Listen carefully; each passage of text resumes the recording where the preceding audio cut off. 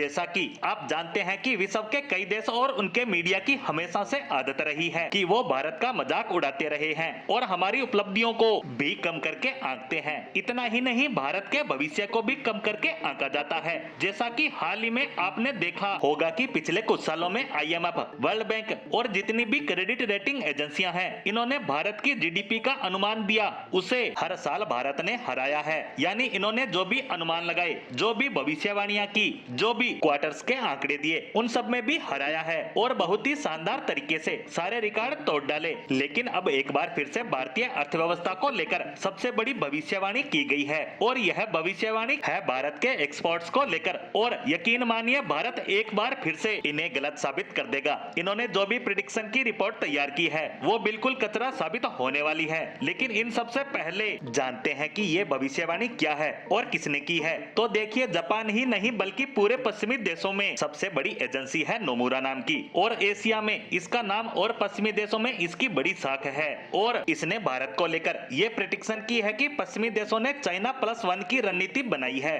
खासकर यूरोपियन देशों ने, यूरोपियन यूनियन के 27 देशों की चाइना प्लस रणनीति ये है कि हम चाइना पर निर्भर नहीं रहेंगे। हालांकि चाइना से संबंध समाप्त भी नहीं करेंगे, लेकिन चाइना पर अपनी निर्भरता को कम करेंगे। और इसी के तहत ये हो रहा है कि बहुत सी यूरोपियन कंपनियां जो चीन में मैन्युफैक्चरिंग करती थी, वे अब अलग अलग देशों में जा रही है और भारत इसमें सबसे आगे है। वहीं अमेरिका इस रणनीति से इत्तेफाक नहीं रखता। उसका मानना है कि ये रणनीति 100% होनी चाहिए। इसी संबंध में नोमुरा ने कहा है कि चाइना +1 रणनीति का बम्पर फायदा भारत को मिलने जा रहा है और इसकी वजह से भारत का जो एक्सपोर्ट है वो आने वाले सिर्फ 6 सालों में ही डबल हो जाएगा, जो अभी है $431 बिलियन का, जो पिछले साल के उपलब्ध आंकड़े हैं। और नोमुरा कहती है कि 2030 तक भारत के एक्सपोर्ट $835 बिलियन को पार कर जाएंगे। अब आप कहेंगे कि ये तो अच्छी बात है, लेकिन भारत के अनुमान के अनुसार इस आंकड़े को हम 2027-28 तक पार कर लेंगे, यानी सिर्फ 3-3.5 सालों में ही। और उसके बाद 2030 तक हमारा अनुमान है कि हम $1 ट्रिलियन